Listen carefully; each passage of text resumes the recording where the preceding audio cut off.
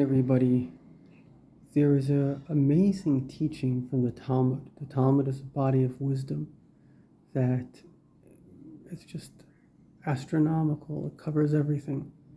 In any event, if Jews, by many studies, the smartest people in the world have been studying this book, breaking their heads over it for thousands of years.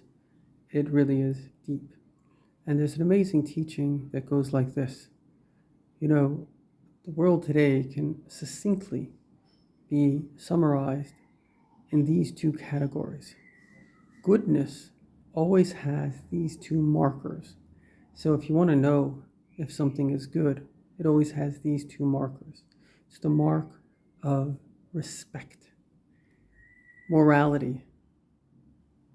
And we see this very much in relations between men and women. And the other is, it is similar to respect and morality. It is law and order. Again, this is respect and morality. On the other hand, evil, and there is evil, there always was evil until the Mashiach comes, the Messiah comes and eradicates, or at least inspires everybody to goodness. There will be evil. Evil always has the opposite. It's disrespect and it's immorality. And as it relates to society, it's anarchy. And so what we find with the insane ideas of the left, of letting people steal, of allowing pornography, which denigrates women, of supporting terrorism, as long as it's going to kill a Jew, they're happy with that. This is classic evil. And our job in this world is to be able to make this distinction. The first thing that God did is he made light and darkness. And light is good and darkness is bad. So how can there be darkness in a divine world? And that's because God, according to Kabbalah, he set up the system. As God himself says, see, I have placed before you life and death. And the difference between life and death is literally that those people that have a sense of self-respect, and we all come with morality into this world. None of us are born to disrespect other people or to take advantage of other people. Studies show that we all have a sense of compassion, a sense of morality. But there are those people that already, that's been taken away from them. And therefore they see themselves in a negative light. And therefore they're jealous of people that see themselves in a positive light. This is the summary of the human story.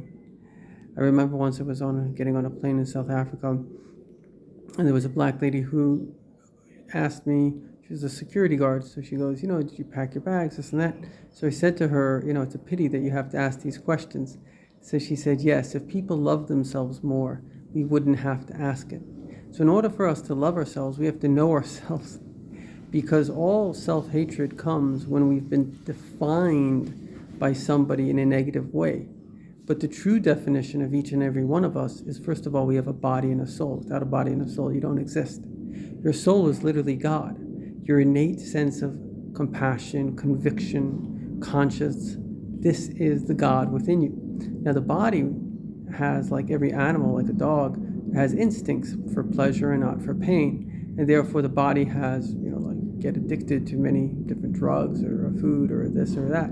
But that's just a body reacting to a chemical reaction. It makes it feel good. But the essence, if you close your eyes for a moment and you think about what matters to me, the deepest things, the truest things, the love, the compassion, the goodness, that's the real you. And that's God in his world.